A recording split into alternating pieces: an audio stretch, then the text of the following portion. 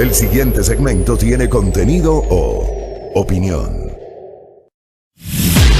La entrevista en A Primera Hora. Analizamos los hechos del momento junto a sus protagonistas. Muy bien, algún problema técnico. 6:51.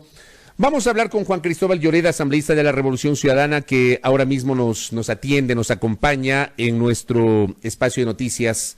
Legislador, buenos días, ¿cómo le va? Muy buenos días, Fabricio. Un cordial saludo para usted en esta mañana y sobre todo para la directa audiencia que está pendiente de esta entrevista. Muchas gracias por el espacio. Gracias por la gentileza, Juan Cristóbal Lloret. Él nos atiende en esta mañana. Vamos a conversar justamente con él sobre su visión en torno a este proceso de debate y de construcción del informe para segunda y definitiva discusión en el Pleno de la Asamblea Nacional del proyecto de ley de apoyo humanitario. Sobre esto evidentemente había una discusión y quiero empezar por el polémico artículo 5 que había sido incorporado en el informe para primer debate sobre la posibilidad de gravar con un impuesto del 2% sobre el avalúo catastral de las propiedades o bienes inmuebles de sociedades que estén domiciliadas en paraísos fiscales. Sociedades en el Ecuador domiciliadas en paraísos fiscales o que tengan bienes en paraísos fiscales. Esto fue materia de una gran polémica en el primer debate.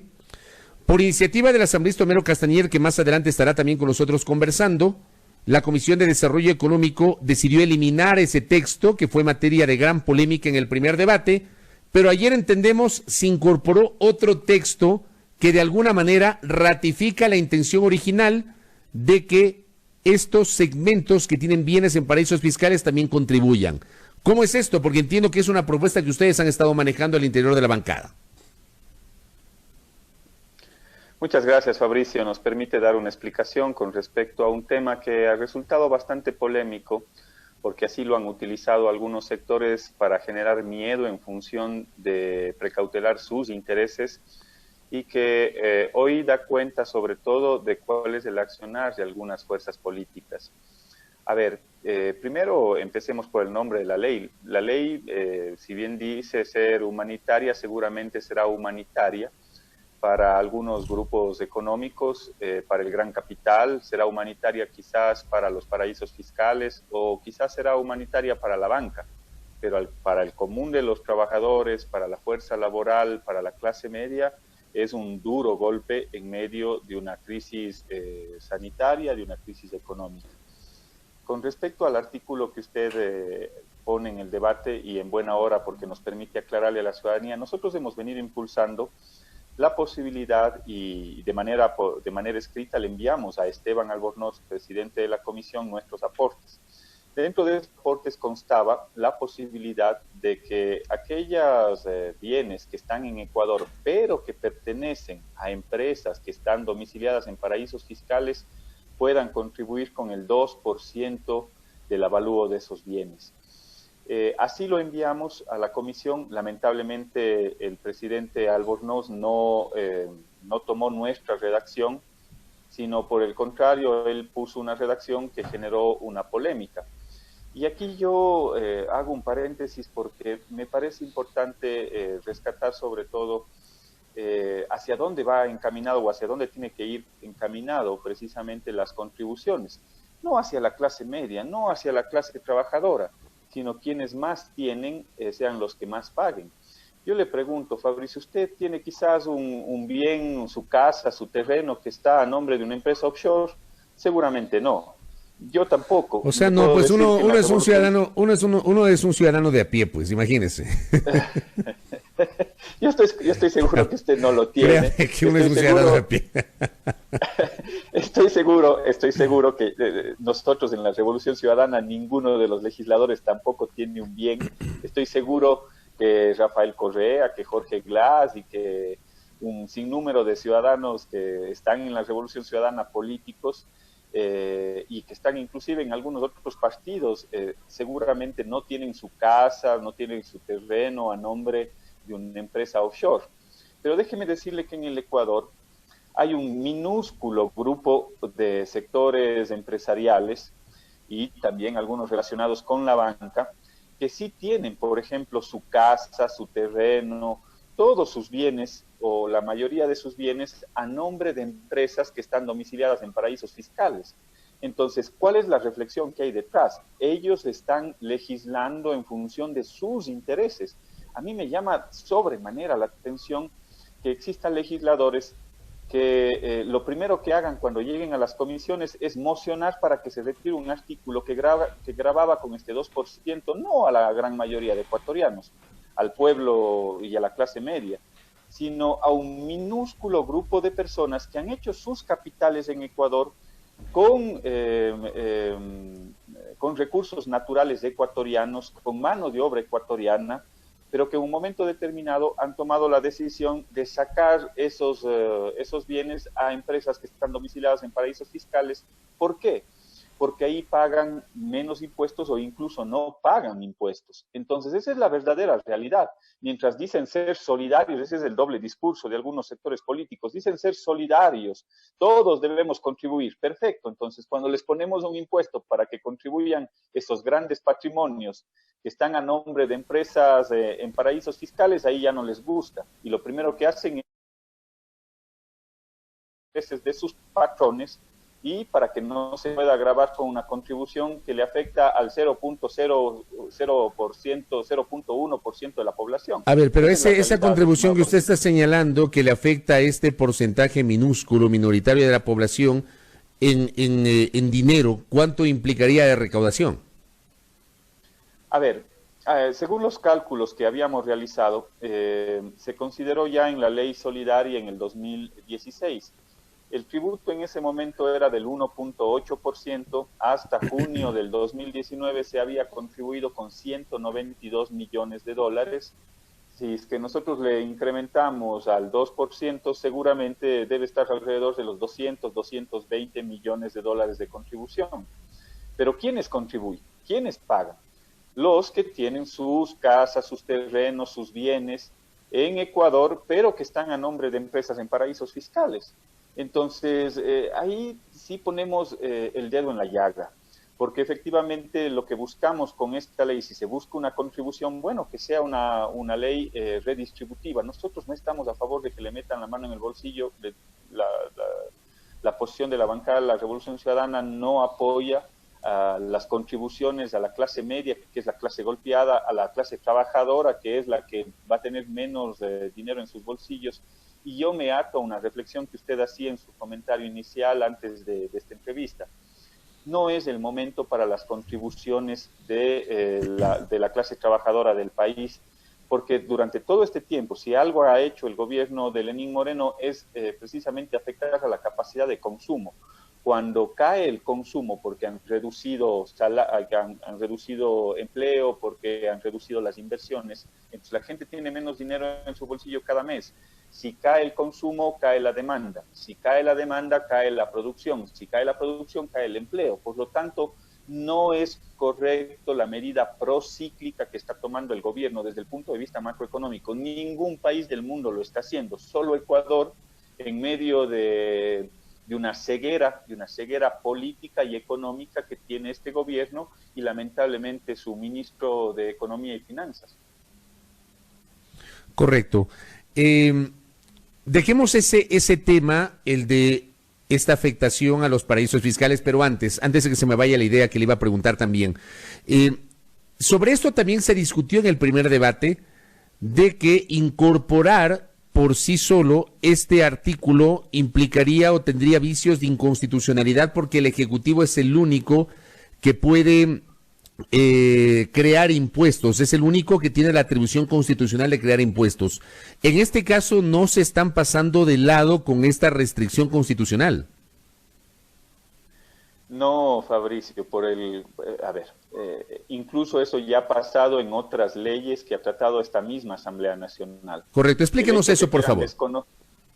El hecho que quieran desconocer, el que quieran ridículamente decir que es inconstitucional, primero pone en evidencia un claro desconocimiento de la Constitución, porque la Constitución, si bien es cierto, hay un candado constitucional que le da solo la facultad al presidente, solo y exclusivamente al presidente de la República para enviar proyectos o iniciativas de ley en materia tributaria que puedan crear, modificar impuestos y tributos, pero también la propia Constitución establece, si mal no estoy, es el artículo 301 de la Constitución, establece la facultad que tiene la Asamblea Nacional precisamente para legislar sobre esos temas, es decir, para la modificación, para la creación de tributos, una vez que el presidente de la República haya roto ese candado constitucional. Es decir, en el momento en el cual el presidente Moreno envía una ley económica urgente con los temas tributarios, automáticamente la Asamblea puede incluir, modificar, debatir, porque ya está roto ese candado constitucional, esa reserva de ley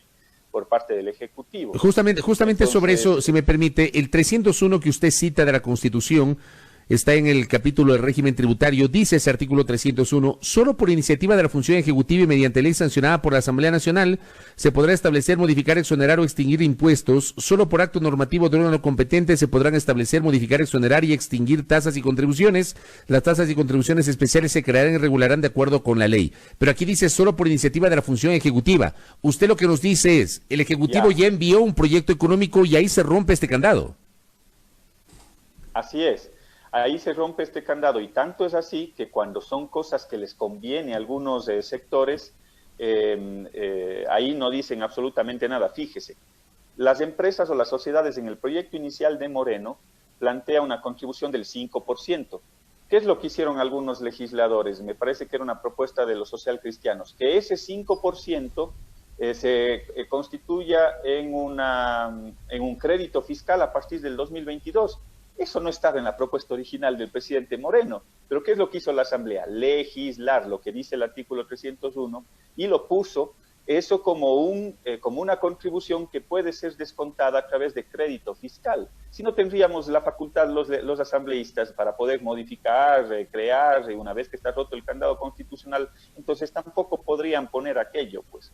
Entonces, cuando les conviene, en función de sus intereses, ahí sí es constitucional, pero cuando no les conviene en función de sus intereses, entonces ahí es inconstitucional.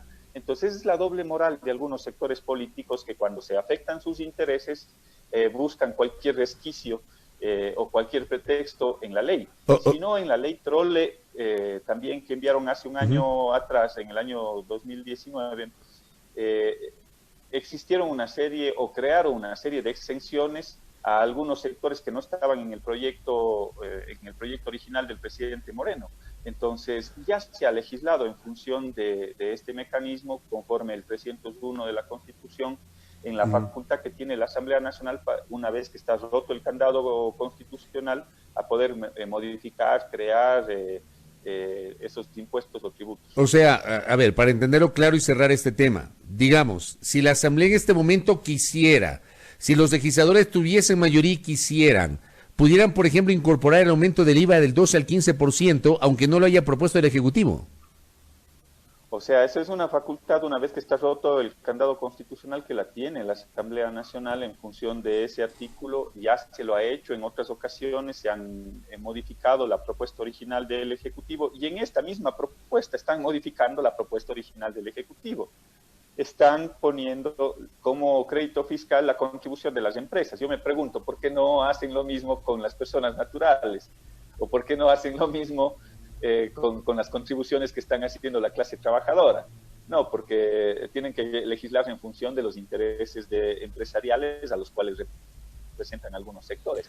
Correcto. Nosotros representamos a los intereses ciudadanos de la gente, a las clases populares, a la clase media, a la cual estamos defendiendo de manera permanente en la Asamblea Nacional para que no le claven la factura a la clase media y que paguen los grupos que tienen mayor dinero, mayor capacidad económica. Es una contribución en medio de esta crisis. Correcto, dejemos ese lado, pero al final del día, aparentemente sí le van a pasar la factura a la clase media, porque se plantea una contribución por 9 meses para los trabajadores que tienen relación de dependencia y también para los profesionales que facturan con base en un promedio de sus ingresos del año anterior, lo cual a mí me parece absurdo, ¿no? Hacer un cálculo sobre los ingresos del año anterior que no son los mismos ingresos de este año, y comparar a una persona natural o un profesional con una empresa no tiene sentido alguno. Pero digamos, eso también está en el debate. ¿Qué van a hacer ustedes con la famosa tabla de contribuciones para los aportes de los ciudadanos?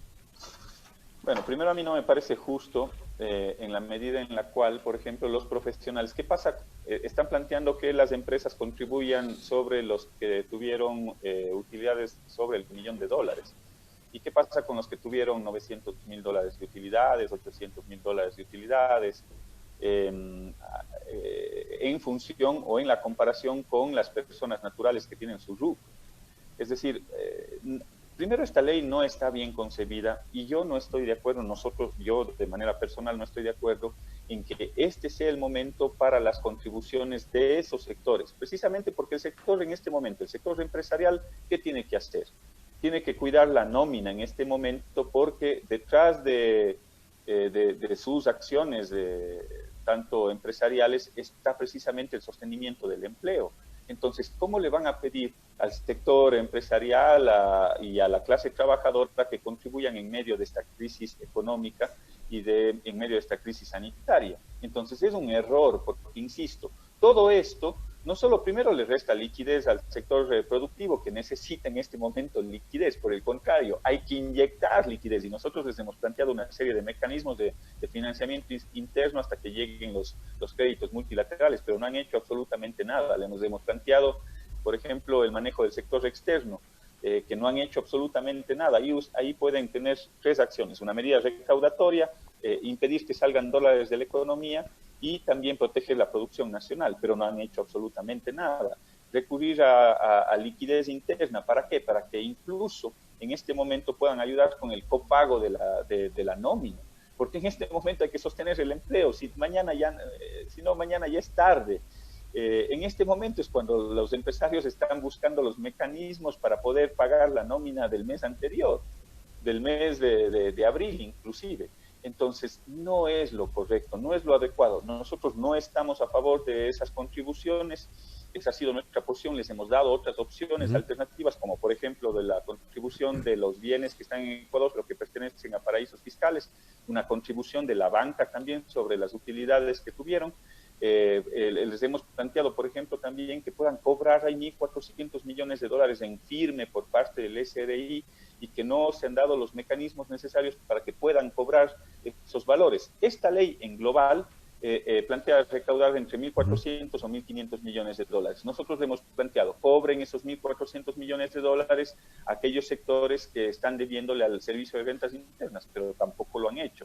Es decir, están buscando cómo evadir la responsabilidad que tienen y cargarle la factura a la clase media y a la clase trabajadora del país, en vez de buscar otros mecanismos. Y encima algunos grupos políticos se prestan para quitar esas iniciativas de ley que buscan gravar a aquellas personas que han sacado sus patrimonios hechos en Ecuador, las han puesto a nombre de empresas en paraísos fiscales, y hoy no quieren que se les toque a esos sectores. Entonces, esas son las cosas que a mí me llaman la atención, y sobre todo me parece que dejan de ser ese espíritu solidario que llaman algunos. ¿Solidario con quiénes? Solidario es la clase trabajadora, que tiene que pagar desde $500 o $700, pero ya no es solidario cuando se trata de empresas que están domiciliadas en paraísos fiscales. Entonces es la doble moral de algunos sectores políticos, Fabricio. Oiga, tengo una pregunta interesante que plantea un oyente que nos escribe. Si es posible que el Banco Central le pueda inyectar liquidez al gobierno central, ¿eso es posible? A ver, precisamente este gobierno, con apoyo de esa mayoría de Creo con Alianza País, porque son lo mismo prácticamente, es más, quienes más defienden la ley es Creo, no se olviden, ecuatorianos. Creo es quien está planteando la defensa a ultranza de esta ley.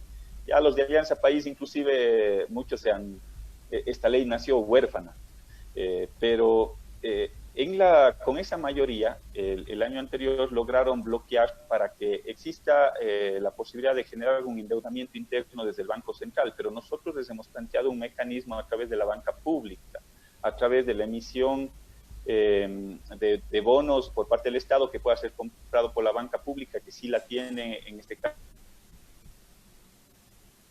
el Ecuador, y que puedan generar un mecanismo de liquidez interna, pero tampoco lo han hecho. Es decir, ahí lo que obedecen son las reglas impuestas por el Fondo Monetario Internacional, cuando el propio Fondo Monetario Internacional y otros organismos internacionales son críticos de en este momento meterle la mano en el bolsillo a la clase trabajadora del país. Correcto. Cierro esta entrevista con Juan Cristóbal Lloret. Sí las hay, Fabricio. Correcto. Nosotros las hemos planteado. Correcto, me queda claro, ustedes tienen una posición. Quiero cerrar esta entrevista preguntándole, porque a mí me quedó la sensación, primero, que de lo que yo recuerdo, este primer debate de la ley de apoyo humanitario debe ser uno de los más extensos que he visto, con un gran número de intervenciones. O sea, para el trámite de un proyecto de urgencia en materia económica, pocas veces he visto semejante nivel de intervenciones. 102 de 137 legisladores en 4 jornadas para la sesión 666, un número emblemático para esa sesión de la ley de apoyo humanitario.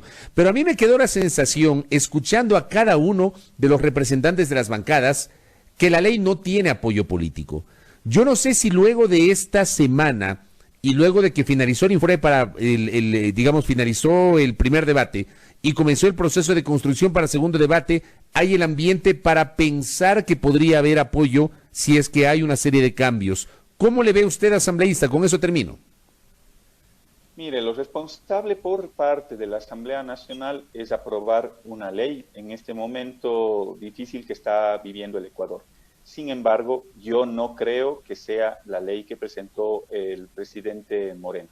Yo no creo que esa ley sirva en este momento para poder implementar un proceso anticíclico a nivel macroeconómico, pero yo sí creo que se puede llevar adelante una discusión mucho más seria, alejado de los intereses económicos que están detrás y que algunos defienden. Yo sí creo que hay que poner la mirada en cómo logramos generar una serie de mecanismos que le permitan al Estado tener cierta liquidez para afrontar sobre todo 3 temas fundamentales. El tema sanitario, que todos los médicos tengan los implementos, los pacientes sean atendidos. El tema de sostenimiento de la medida, es decir, la alimentación, la gente tiene hambre, Fabricio, y lamentablemente este gobierno no ha llegado con las ayudas necesarias a los diferentes sectores de la población. Y la tercera, sostener el empleo. Estas son las 3 prioridades que debe tener esta ley. Y no necesitamos meterle la mano a la clase trabajadora ni la contribución a ciertos sectores, a ciertos sectores productivos. ¿Por qué? Porque esos sectores productivos, más bien por el contrario, necesitan inyección de dinero, de liquidez. Aquí la solidaridad, sobre todo de la banca, tiene que ser mayor. No puede ser que